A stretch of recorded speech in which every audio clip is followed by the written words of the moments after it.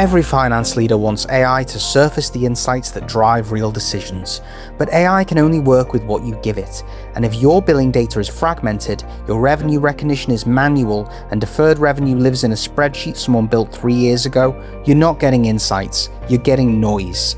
Chargebee fixes that at the source, billing that supports any business model from flat fees to usage-based, outcome-driven or hybrid approaches, ASC 606 compliant revenue recognition and real-time cash flow visibility all in one platform.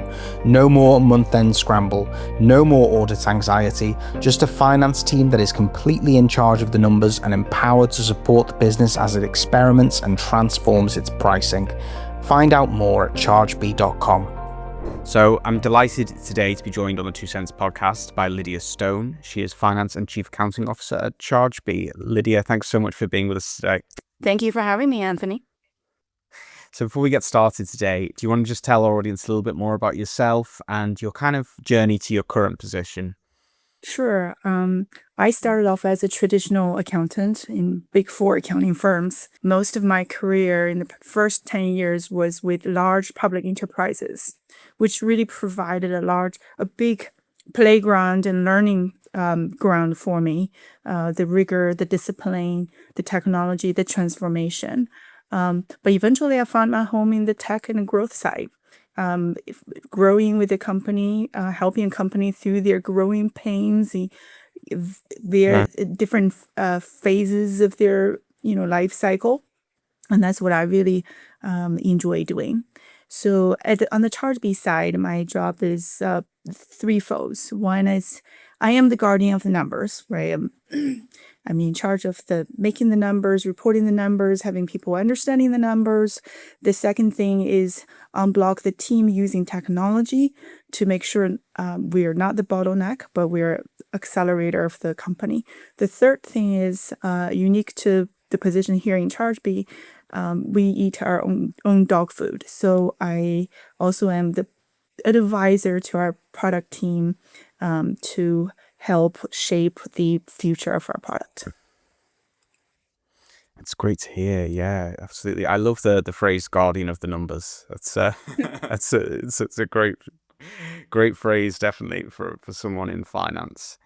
Okay, so let's get into the kind of meat of our discussion. Then we want to talk today about what everyone is talking about with AI, but I want to move beyond like sort of buzzwords. It's become a bit of a buzzword in finance, but in your experience, your vantage point at Chargebee, like how would you describe where finance teams are actually at with AI right now? Are they embracing it? Are they stalled with it? What's your perspective? Yeah, so looking beyond the hype and the buzzword, the real ground of playing with AI, where things are, from what I see is a lot of people are still in active experimenting and piloting places. There are some successes at certain areas of finance, perhaps more of, data extraction, data analysis, and, efficiency in reporting. But beyond that, I see a huge urge and desire and anxiety to try to use it more combined with this huge hesitation, because there seems to be a trust gap, if you will. We finance people are inherently concerned about accuracy, concerned about can I trust the process, thus trust the numbers, right? So are we there? We're not. I don't believe we are there. Now, perhaps there's a small group, more advanced, larger corporations that are more on the right side of the spectrum, but most people we see is in piloting or starting to pilot, but have not reached the scale yet. Yeah, absolutely. Yeah. So you think it's a bit of a mixed picture at the moment. Correct. There's a bit of hesitation, Correct. some curiosity, and some old habits that aren't going away, I think, or holding it back. Right. Or, So the mindset is there. From most people I talk with, there is this worry about falling behind. There is this desire, strong desire of wanting to do something, but either they have started piloting or in the process of piloting, or have piloted but not knowing what the next steps are is, it's the minority few on the right side that have figured out perhaps a midterm plan going forward. Yeah, definitely. Yeah. Okay, so what do you think then currently, we get through all the kind of noise and hype around it.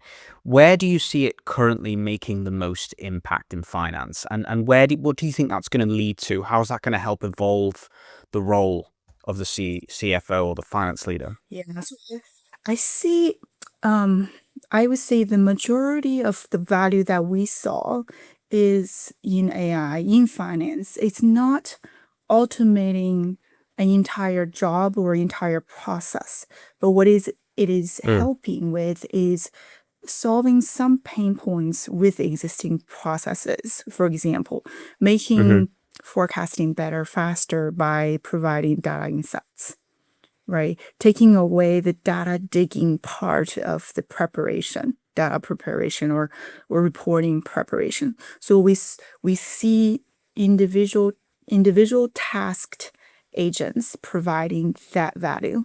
And that, making our reporting faster, making our reconciliation faster, making our month close reporting faster, and so on. As far as, beyond that, we are also experimenting on a day-to-day basis ourselves. We want more, right? Where are we headed? We're, figuring out it every day. Yeah, definitely. Yeah, I think we're all in that position, aren't we, right now? Of sort of it's still there's a lot of excitement, but it's kind of experimentation time. And of course, in a field that you're in finance, it's quite sensitive.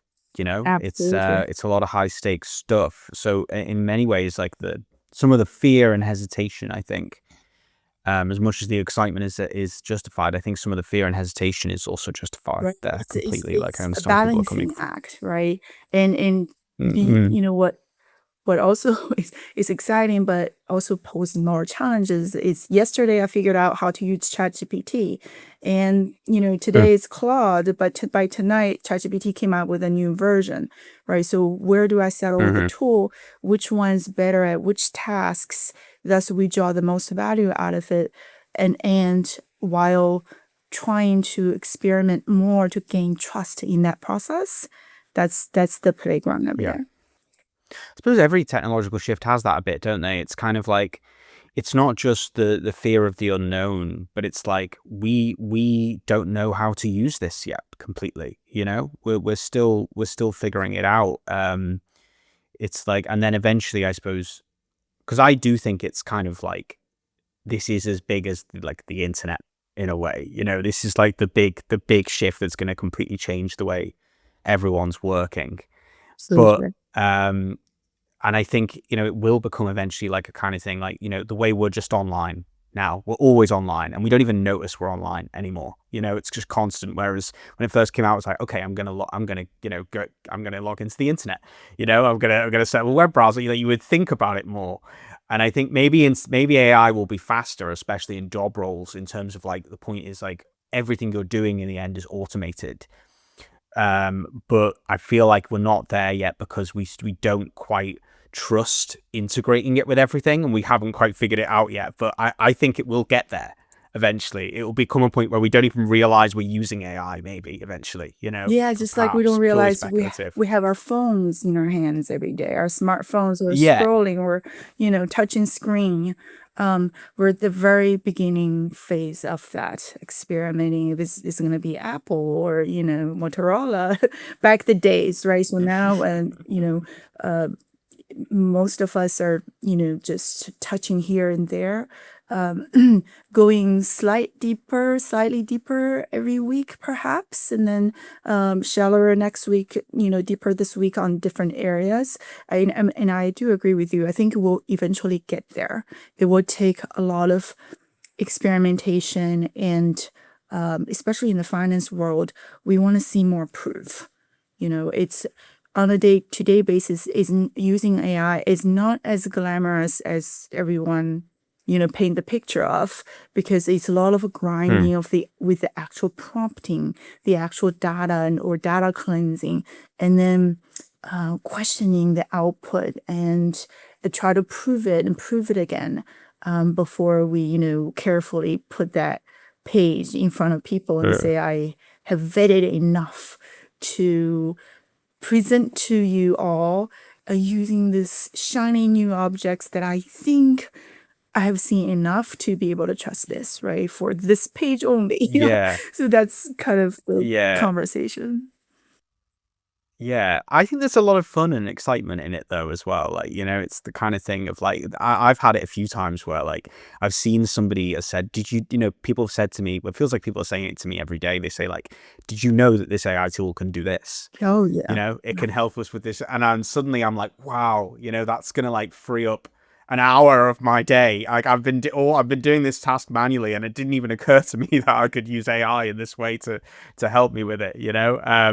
I was late with meeting notes. I was still, on meetings with people, and I'd still be like typing notes. And then I suddenly realized I was like this. I was about like, I think about a year behind everyone else in the sense that it's like, you can just plug AI in and you can just grab the notes, right? And it's like, and it will take notes better than you can. Oh, it's so exciting. And Notion, now I built a couple of small agents. Now Notion summarizes my calendar events, warns me, I have a conflict at a certain point in time, warns me that I need to have a pre-read for another meeting, and then summarizes all the emails that I did not get to read yesterday or last night, and warns me there's action that I need to take care of.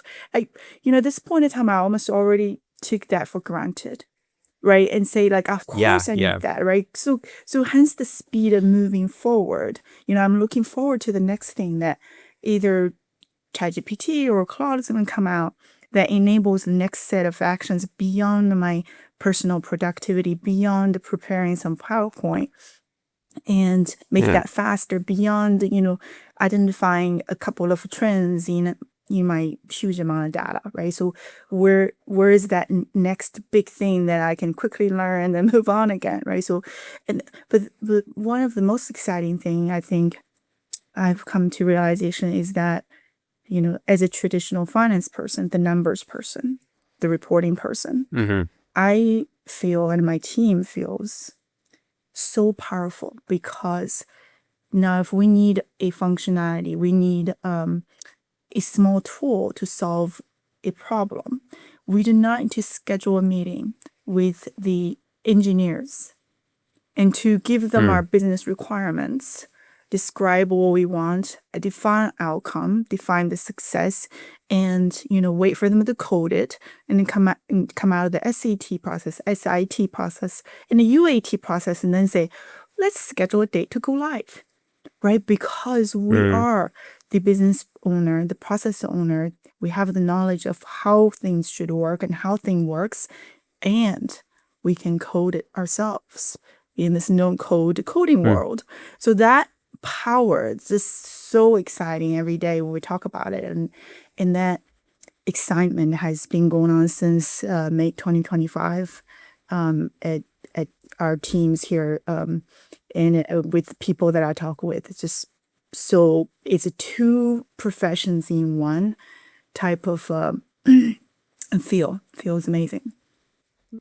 Yeah, so it has potential to break down silos a little bit as well, I think, which is another thing that's exciting. We always talk on the podcast about how, we want finance leaders to become, what's the word, like strategic partners. CFOs say they want to be strategic partners a lot of the time, and, they're tired of being seen as like the kind of, like there's the rest of the team and then there's finance, and finance don't really have that much to do with the daily operations of the business. Like there's this kind of myth about it, I suppose.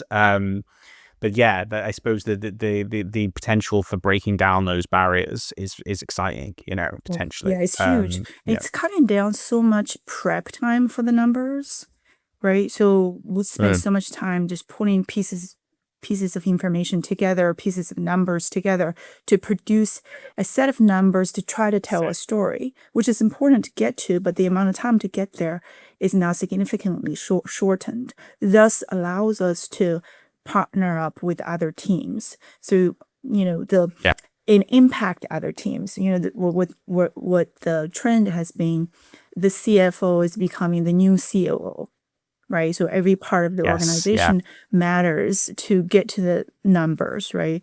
It's the interactive dynamic process. Now, in the AI world, not only that, what we also see, we're actually working on a few AI agents that are beyond the individual task level, but became the orchestrator of multiple aspects of the company. For example, we have a deal desk agent that we're almost ready to go live. It's pulling the sales and the marketing, the sales, the deal making team, the negotiation team with the back end. We're gonna build it. We're gonna revenue recognition. We're gonna report ARR, and here's the board perspective to pull all that together. So in the deal making process, the very early stage or mid stage, you already see what the back end is going to be like. And on the back end, when we're looking at Yeah. these numbers, we see the front end, what they're doing every day, how things are shifting. And it took a number of smaller agents getting coordinated together, architected together to give us that view. It's really, really exciting to see. And that definitely helped with what you were saying about, the collaboration. We're collaborating without realizing we're collaborating. We're not scheduling another long meeting and hear everyone out before drawing a conclusion, because the agent are giving us pieces of information every day, every minute.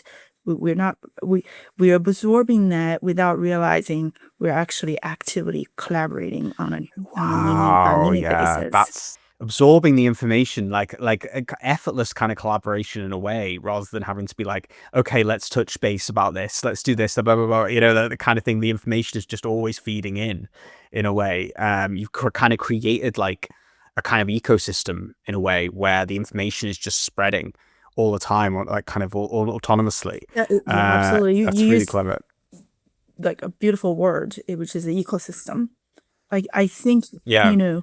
intuitively, I feel that's where we're headed. We got Yeah. since June of 2025, we've started this experimentation of creating individual tasked agents. It feels like we need more. And this ecosystem or network of agents working together, that is, where the higher value relies to us. Yeah. So it's really interesting to me that Chargebee is, just kind of, all in on the AI agents at this point, because we hear time and time again that, people are still unsure about it and everything. Like, can you kind of maybe take us through your journey a little bit with that, with employing AI agents? Like, when did it start out and how was it scaled, Yeah. It is an interesting journey because they started out with, us trying to solve a pain in the process.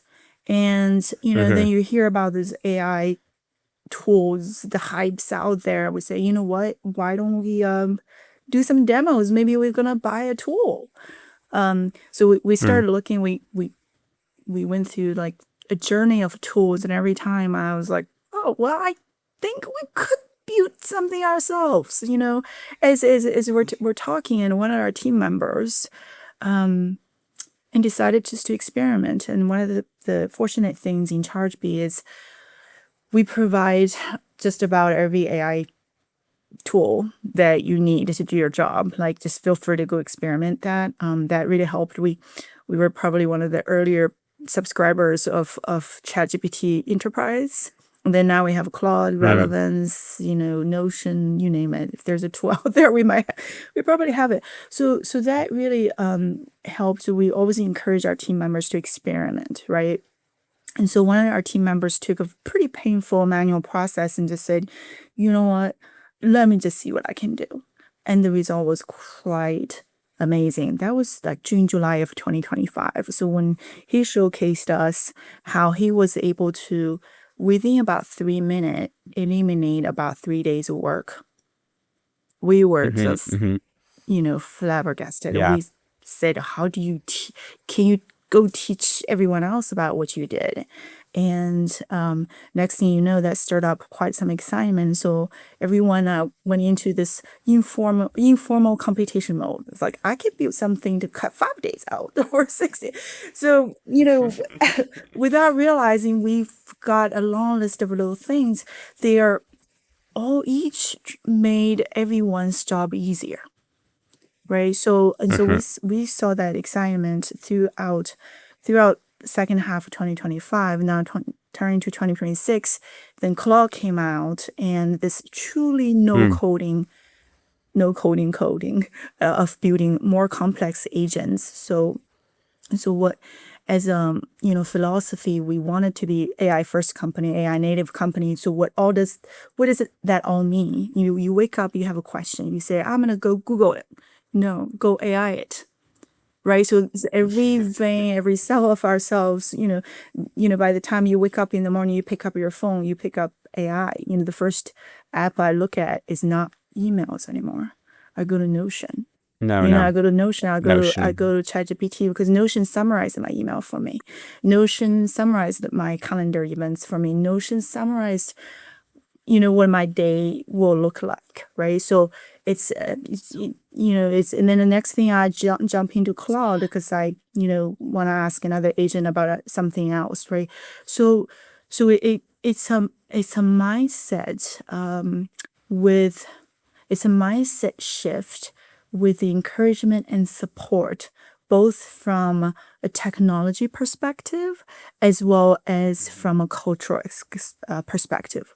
And the base, I would say, we're on our way to a real skilled phase of AI.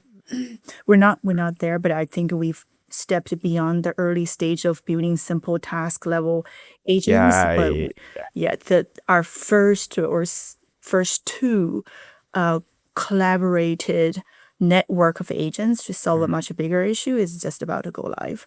So that it sounds like it's become one of those things. It's almost like there's no stopping it now. It's like self-sustaining almost. It's just growing out of itself almost. At one point, we asked our team members, we say, hey, just list out the ideas that you have or your pain points that you want to get solved with AI. Now we have a very long list, right? We are all learning, right? So the idea we first thought, we were like, okay, once we have this list of pain points and use cases, we ask our AI team who has, amazing AI engineers to build it for us. Then we look at how long the list is, or forget it. How long is it going to take how many engineers to build that for us, right? Why don't we just do it ourselves and leave the difficult ones, the bigger ones, the ones that need lots of APIs, integrations with other tools to them. And hence we just say, you know what, everybody, you get access to these amazing building tools and build your own. And that's what we see now. So I feel like you've probably already answered this a bit with your own story of Chargebee here, but let's just put it in like a nutshell then. Like if somebody like finance leader comes to you, says like, we want to get started, our team wants to get started with AI, like, AI agents, but we just don't know where to get started. We're starting from zero. What would you say? Like, what would be your advice, like in a kind of nutshell? Start with your pain points. Start with what you know the best, and don't try to be perfect. What bothers you on a day-to-day basis. I know, we had, a bunch of manual spreadsheet where we had to manually stitch them together to produce an overall story and overall picture. We say, you know what? I bet AI can do that, right? It took longer than expected for us to find out, okay, it does do it, but it made some mistakes that we didn't think it would. At certain aspects, not as smart as everyone was thinking, but at the end we made it work. It just took a bit longer, but through that is a learning process. Then you learn, can I trust this part? Can I trust that part? And you draw your conclusion. Just start with something that it's and experiment it, because the beautiful thing is nobody has the ultimate answer to this question of how you use AI. Just start small, start with anything you want, And Yeah. just like we start a new journey into anything, just take the first step, and your foot will lead you there. I love the advice of start with something that you know. I think what I would say, my 2 cents, is that I think people sometimes make the mistake of trying to get AI to do something that they don't know much about. I think that sometimes is a bit of a problem, and that's how you end up embarrassing yourself a little bit. You know, like I was listening to this is a completely different thing, obviously, but it is kind of similar. I was listening to a YouTube kind of essay podcast about a historical event that I happen to know quite a bit about myself. But I was just kind of like, I just wanted to, sometimes I like to listen to historical podcasts just to relax. I don't know why. I was like listening to it, and I was like, about 5 seconds in, I was like, okay, well, this is AI generated. You know, this script is AI generated. I can just tell, you know, when you work with AI enough, you just get used to like the kind of speech patterns almost, like the way it formulates sentences and everything. Sure. And then I was like, wow, this is really hallucinating. You know, like this is just like, there's certain points where this is just like making stuff up, you know, because I know about the thing. And I was like, what's the mistake this person has made is they've seen this like historical event and they're like, oh, this is interesting. I'd like to make a podcast about that. That'll get some YouTube views. But they don't know enough about the topic themselves so that they can oversee the AI, you know, and notice the problems that, so then you end up making errors like that when you don't always have knowledge. And I think maybe there's that mindset shift there that needs to happen of like, don't think of like AI as doing the work for you, you know, think of it as like, you are the master of this, you are the one with the knowledge ultimately, and AI is sort of like your assistant, right? It's carrying out the tasks that like, you know, are just going to take up more time for you to execute on whatever vision you have. What do you think about that? Do you think that sounds like a sensible? Hugely correct. So what we realized was you use AI, you don't expect it to be a magician. You don't say, I have a problem, give me an answer, done. No, it doesn't work that way. It takes a lot more work. It's more like you hired a brand new staff, right? You say, hey, I have this goal of getting this thing down. No, like, but you've never done it before. You don't know what our process is, right? So let me tell you. Step 1, normally we do it this way. Step 2, normally we do that way. Step 3, 4, 5, 10 steps later, normally you get this, right? But if you see anything better or a better process for step 2 and 3, feel free. But the end result is I want an answer to that problem. And then as you know, it's a new staff, right? As in this person is executing step 5, you say, oh, no, actually, no, that's not what I meant. Okay, so, you know, let me give you some context, okay? This is how we normally deal with our customers, vendors, this and that. Now you understand that. Now you know why I said no for step 5, the way you're executing it. Can you re-execute with this new knowledge in mind? And then, right, so you go step by step with them, you verify, you course correct, you give more context for it to think similarly as you or better than you, because it now has a lot wider context, faster for sure. So that's what we found is, you know, one of the projects we did was we want the tool to read many of our hundreds, if not thousands, of non-standard contracts. Right, the standard is in your historical systems, right? You just download a report of all the data field, voila, you have it. But if it's non-standard, right, in the past, it's a human reading, right? What extra clause the lawyers added in, what extra terms the salesperson agreed with the customer or with a vendor, so on and so on, right? So what we realized was it hallucinated so much and produced so much error, the error rate was unacceptable at the beginning. So we course correct, we say, hey, this, you know, you literally would tell the tool and say, please do not fabricate data. Just like you would tell your brand new staff and say, if you're not sure, please don't give it to me. Because it would just go on its own, right? It's but overall, it's like train it as if you're training your brand new staff on day 1. Let it learn about you, let it learn about your company, and then gradually become more experienced staff too, and senior staff, right? And like manager, accounting, finance manager eventually, right? I think it's weird, isn't it? Because it's like we're underestimating AI, but we're also overestimating it in some ways. I think a little bit like because it is so impressive at times with what it generates, we sort of get tricked into thinking of it as a person that's going to think like, sometimes I think most of the time, like a bright young intern you bring in would be like, they probably don't want me to just make stuff up, because they're a human being. They'll be like, common sense says that's probably not what they want me to do. But of course, it doesn't actually have that. It doesn't. It seems like it has human qualities, but it doesn't. It doesn't think like a human, and it seems like it does at times, but it doesn't. So I think it's interesting that like you have to educate yourself on what AI's limitations are. The fact that it isn't a person, and things that might seem natural to a person at times, Right. are not natural to it. Right. It won't necessarily think sometimes, oh well, common sense tells me that's not a good thing to do. I shouldn't do that. Right. I Right. think it's Absolutely. it's a good thing to bear in mind. Yeah, no, we Yeah, learned, some yeah.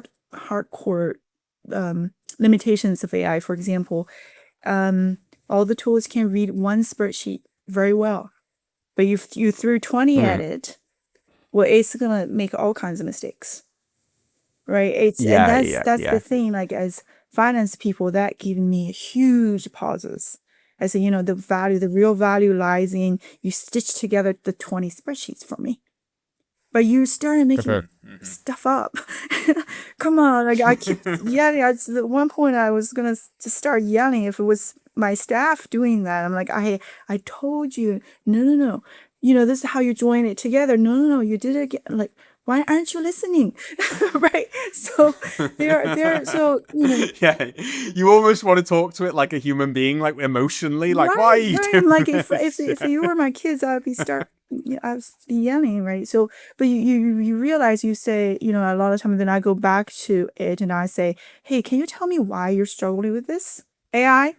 Why are you struggling? Yeah, It would say, yeah, here's an article, here's a YouTube video that you can watch about inherent limitation about Excel spreadsheet data processing volume of AI tools. I was like, oh, that's good to know. Thank you for pointing to me to that video, but only after I asked. You were yeah. trying You to do. You do. pretend that This you is the could do thing. it. Right? Yeah, So, yeah. but Again, that is a bit like an intern sometimes. Like somebody who's new sometimes does try and like cover up their skill gaps a right. bit. So, Sometimes. so Yeah. then you learn, you're like, so now I'm not going to try to do that again. I'm not going to upload 20 spreadsheets and say, give me this thing, right? Because I know it hasn't got to that point yet. Right. So it's Yeah. demystifying a little bit for me in our actual work Yeah. because we are still held accountable to produce reliable information on a timely manner, regardless what tools, what AI intern or AI manager or human interns, human managers are doing.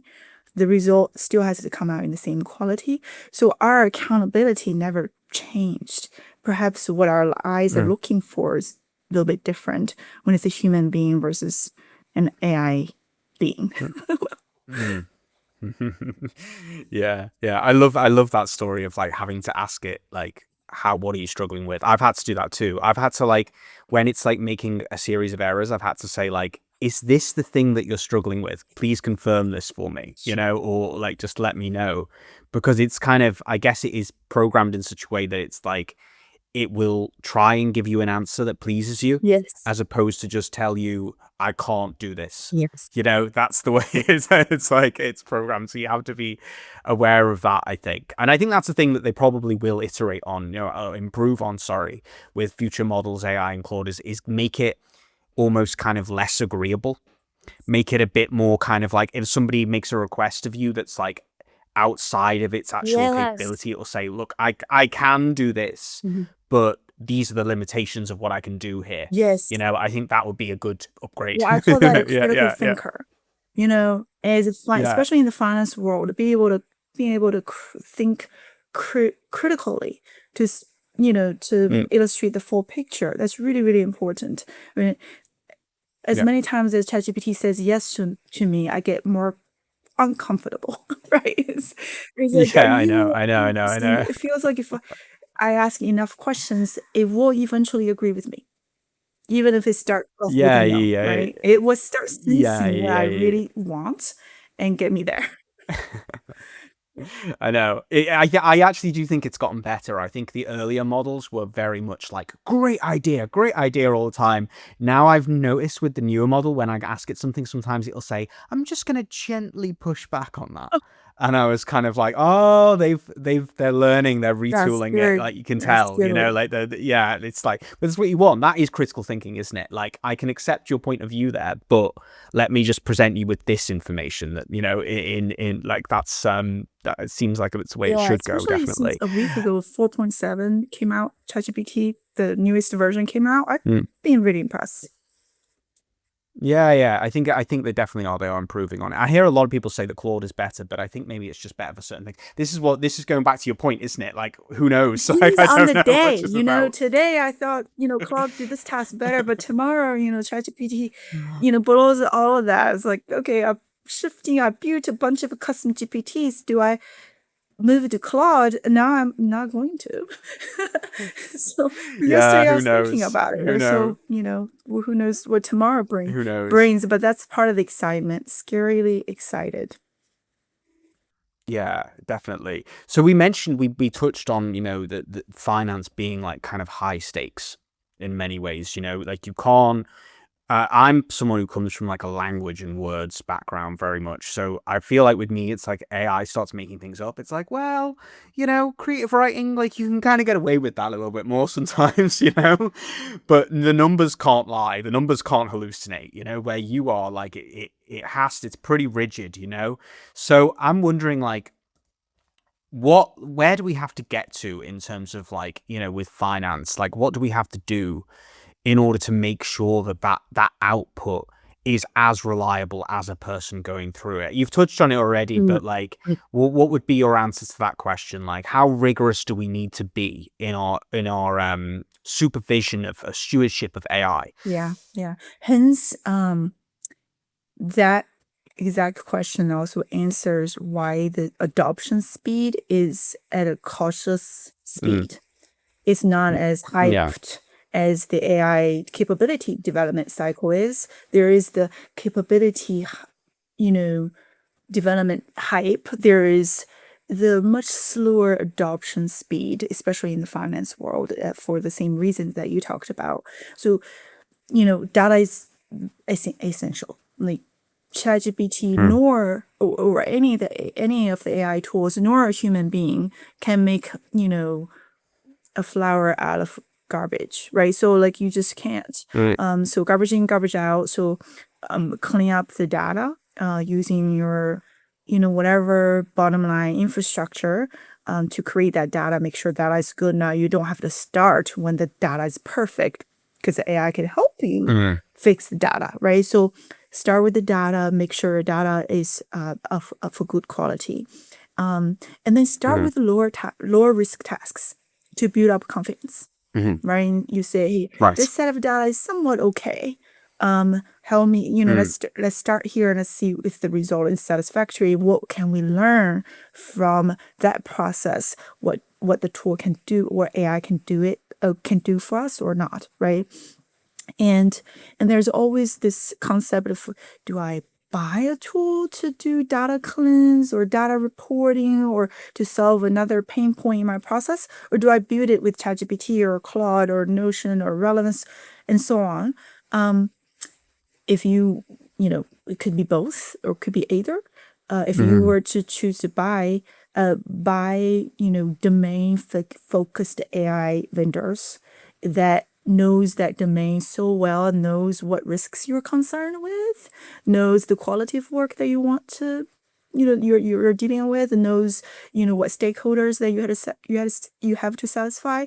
So they're playing that smaller domain really well, where you want to choose those AI vendors, right? So you don't want to have to govern and audit their process, the vendor's process, to make sure you can rely on them, right? So if that's the path you choose, you want to make sure you're working with the right partners. Let's say if you want to build your own instead, right? It was just, we're doing that every day. So you want to use tools you want to use tools that you can experiment, of course, but you want to have a human in the loop, especially at this first phase. I think we're all in the first phase, and have more human in the loop than you would otherwise think, and train the human to look for, not just review the outputs. In the past, you look at, I got a formula error, I fat fingered some data, and then the output just looks so wacky. It says our growth rate was, positive 3,000%, right? So the output is wrong. So I then start looking at backwards and see where I fat fingered a formula, perhaps, right? But in the new days, you got to look at your input, and then you have to audit the logic of the AI brain. You ask it to spell it out for you, right? Then you give it all the rules to make sure it's capturing the logic that you're thinking about, and then improve upon it. But you got to know what the logic is behind the scene before you can, audit the output, because it's going to give you things that perhaps a human would not be able to do, or not able to do as well, like a beautiful trending chart of the past 15 years of the company history. Well, that might never be possible, or possible within a year or 2 years with a human brain, right? Human speed, but the machine can do it within a few minutes, right? So with that result, what is your benchmark to say, well, I think it's a great result. I can trust that chart and the trend that it produces me. You just don't know, because you have nothing to compare it to, right? But the thing that you can be sure of or put more eyes on is the one, data input, make sure that's good. Two, you agree with the logic that the machine is doing for you. So that's, I would say the same about this process of making sure you can trust the data before you put it in front of the board, right, in the auditor's eyes. This process of verifying, I think I've done enough to verify it, is also a learning process. Right, just like we're learning how AI functions, we're also learning how to make it function in a more reliable way. Yeah, definitely. Yeah, it's I think one of the things that you touched on earlier is that there's too much discussion, I think, around the tools, isn't there, itself. I think that what this comes down to a lot of time is a mindset, right, of how you approach it a lot of the time, I think is the key, maybe, to adoption, or giving people confidence to the adoption, I think is 100%. Okay, so let's talk a little bit then about this anxiety around AI at a kind of broader scale. AI, replacing jobs, making human judgments obsolete. I want you to just kind of, like, if you can, like, address some of those, like, potential challenges that people have, especially in relation to finance. Like, what is there validity to this? And what do you think we need to do to kind of address these fears? Like, what do you think is the way around that? Yeah, and it's real. Like, every day you talk to people at work or at a dinner table with your friends, whatever, people talk about their worries, and then they think, oh my gosh, AI is going to take the lawyers' jobs away. AI is going to take, finance job away. All that fear is real. But if you really unpack it, what are they afraid of? What are they really fearing? We're thinking, there's a few aspects as you unpack it, which is actually actionable, right? They say action is the best fear buster, right? So one is, number one, they're fearing about is their skills become outdated. Right, which Yes, sure, yeah. when when internet came out, you no longer need to have a pen and a notepad, but everyone got trained on how to use the internet, right? So the fear of job loss is really fearing about their skills getting outdated and they fall behind, and thus they can't no longer hold their jobs because they don't know how to do the jobs in the new way. And the way to, one of the ways to bust that fear is training.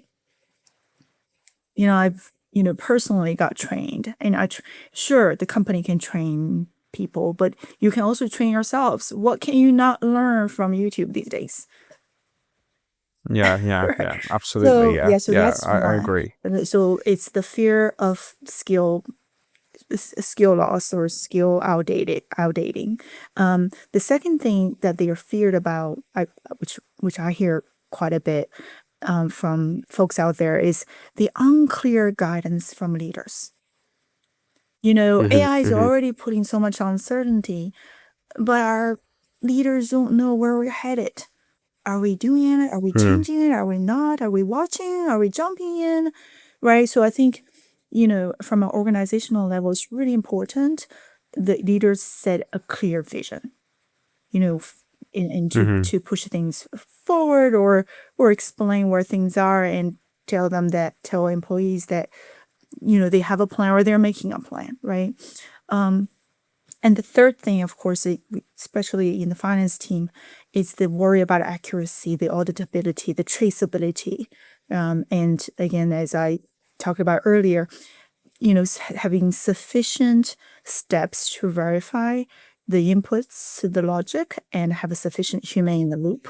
And don't imagine AI is this magical wand. You give it one task, voila, it's done next second. It takes real effort to build a real agent, to, real process to that's the only way to produce real results. It's not, it's like a dream, everything, you see those YouTube videos where it just produces beautiful, videos at a click a button. Unfortunately, that doesn't work in our day-to-day process. It takes real work to make AI work for us. And eventually it will work for us Yeah. if we put in the work. I think it's true of everything, actually. I do think to produce real quality work with AI, I do think you have to train it. I think that there's a phrase that keeps getting thrown around, AI slop. You hear people say that, like about like videos and stuff. And I think the slop, I don't think AI is inherently sloppy. I think it's amazing, but I think it will produce slop with the minimal effort. Yes. It will. It won't. It will create some things with no real substance to it. Whether you are talking about, auditing spreadsheets, connecting spreadsheets, integrations at work, or you are talking about, creating a lovely YouTube video, as the example that I gave you before. It's I think with a bit of our oversight, the long-term results can be amazing. But you have to put in the work early on a little bit, don't you? I think. I think Absolutely. that's. So in terms of good, like, again, we go back to finance being, really high stakes, and a lot of finance leaders are dealing with very sensitive data, other people's data, and especially in terms of things like fintech and stuff like that.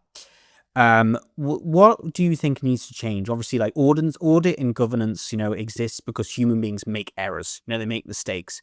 In the time of AI, where we know it doesn't make mistakes, but it maybe makes mistakes in a different way. What needs to change, do you think, in terms of governance? Does anything need to change? Well, what do you think is what's your view on that? What needs to change? Let me tell you what doesn't change, which is accountability. Hmm.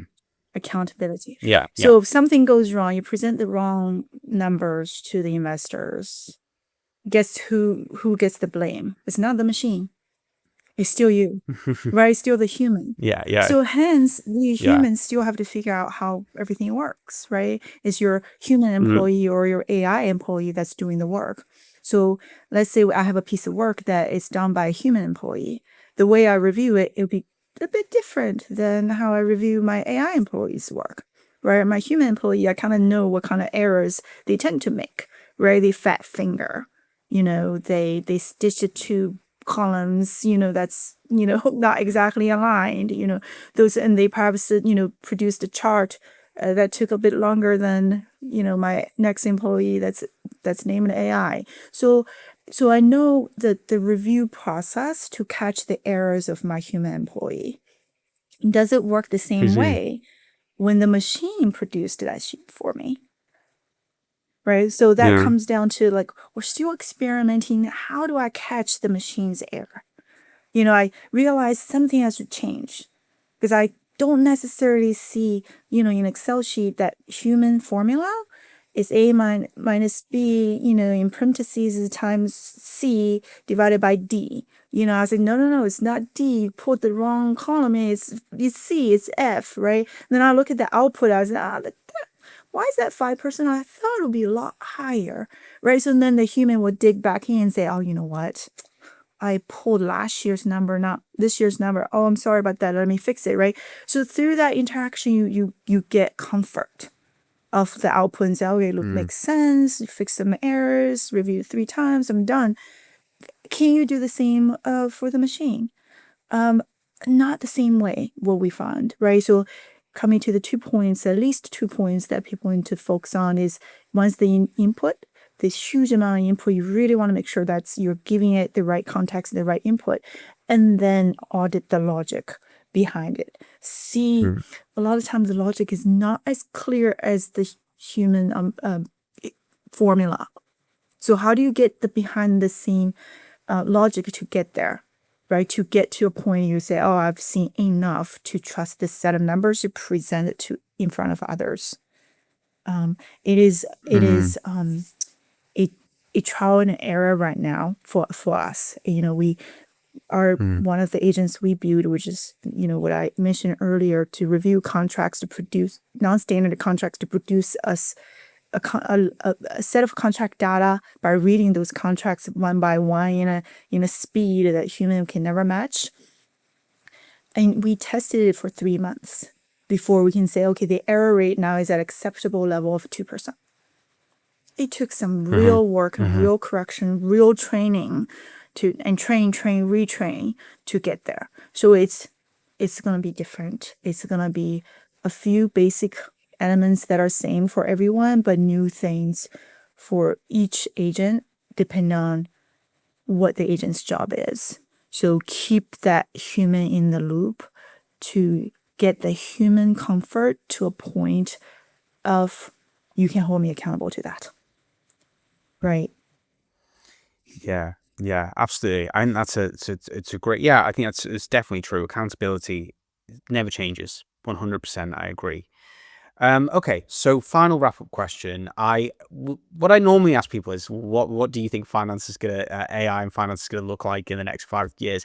I think it'd be more interesting because that it's speculative. You know, we can't really know the answer to that.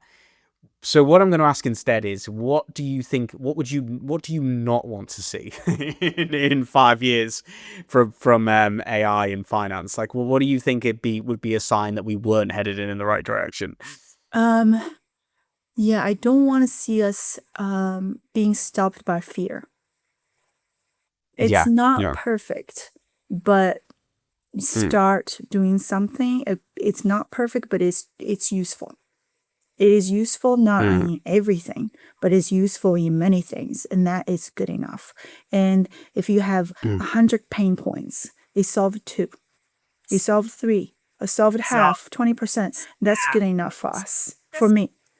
Right, in getting started, because you know the tools are evolving, so you know it can do better in the future. But as you start with 1 idea and 2 ideas, 3 ideas, continue with that journey. Not be stopped of, oh, the tool is evolving, but who knows what tomorrow brings, or I'm just so scared, or I'm so scared of not knowing where to start.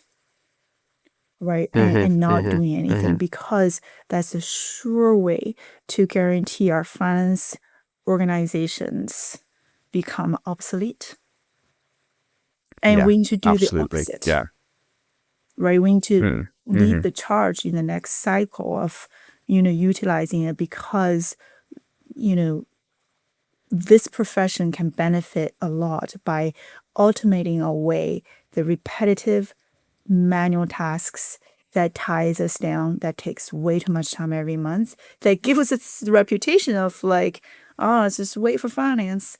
No, we need to jump way ahead of that and become the accelerator and the enabler of the business. I love that. That's a fantastic way to end, Lydia. Accelerator and enabler of the I like that. Yeah, of the business. I love that. Thanks so much for your time today, Lydia. Well, thank you for having me. People want to reach out to you. Yeah, people want to reach out to you, find out more about the subject. Where should they go? Reach my email or LinkedIn. Send me a message. I love hearing from people. Thanks so much. Thank you, Anthony. Thank you for taking the time. Every finance leader wants AI to surface the insights that drive real decisions, but AI can only work with what you give it, and if your billing data is fragmented, your revenue recognition is manual, and deferred revenue lives in a spreadsheet someone built 3 years ago, you're not getting insights, you're getting noise. Chargebee fixes that at the source, billing that supports any business model from flat fees to usage-based, outcome-driven or hybrid approaches, ASC 606 compliant revenue recognition and real-time cash flow visibility all in one platform. No more month-end scramble, no more audit anxiety, just a finance team that is completely in charge of the numbers and empowered to support the business as it experiments and transforms its pricing. Find out more at chargebee.com. And that wraps up another episode of the 2 Cents Podcast. Thank you to our listeners for taking the time to tune in. If you enjoyed this episode and want to hear from more finance leaders like today's guest, please subscribe to the show and leave a rating or review in your favourite podcast app. It would mean so much to me and my guests if you can show them some love and appreciation for sharing so many great insights with us on the show. Again, thanks for listening. See you in the next one.